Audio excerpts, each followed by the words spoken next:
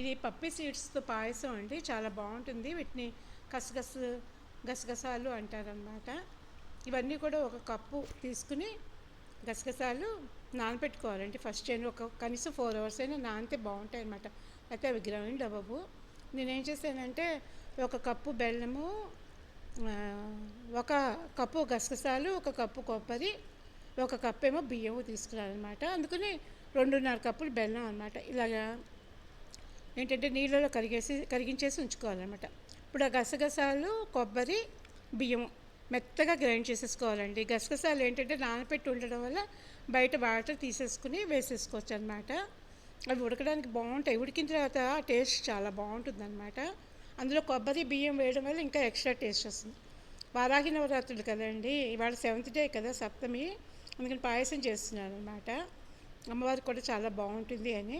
ఈ గసగసాల పాయసం కూడా అమ్మవారికి పెట్టచ్చండి, తప్పేం లేదు. అదే సేమియా పాయసం అయితే పెట్టకూడదు, కానీ ఇది పెట్టచ్చు. ఆవు పాలేమో కొంచెం పోస్తున్నాను లాస్ట్కి. ఏలక్కాయల పొడి వేస్తున్నాను.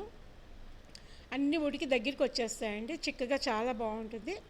నెక్స్ట్ ఏంటంటే కొంచెం బాదం పప్పు, జీడిపప్పు, తర్వాత ఏమో మనకి ఈ కుకుంబర్ సీడ్స్, వాటర్మెలన్ సీడ్స్ ఉంటాయి కదా, అన్ని పప్పులు ఏవి కావాలంటే అవి మీరు వేసేసుకోవచ్చు అనమాట.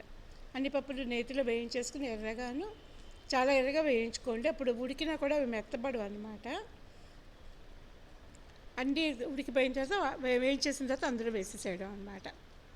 అవేమో కుకుంబర్ సీడ్స్ అండి. ఇవి బాగా నెయ్యి బాగానే వేసుకోవచ్చు. కావాలంటే నేను ఒక స్పూనే వేసాను, మేము ఎక్కువ తినమనేసి. కావాలంటే మీరు ఇంకా కొంచెం ఎక్కువ వేసుకోవచ్చు. అది చిక్కగా ఉడికి భలే మంచిగా వస్తుందండి. పిల్లలకి అయితే చాలా ఇష్టపడతారు. ఈ గసగసాలు ఒంటికి కూడా చాలా మంచిది. ఏదైనా అమీబియాసిస్ అలాంటివి ఏమైనా ఉంటే కూడా కడుపులో పోతుందన్నమాట. దీంతో మనం గసగసాలతోటి పొడి కూడా చేసుకుని వాంపొడిలాగా చేసుకుని తింటాం కదా. ఇది ఒక వెరైటీ పాయసం అనమాట. ఒకసారి చేసుకుని ట్రై చేసి చూడండి, చాలా నచ్చుతుంది.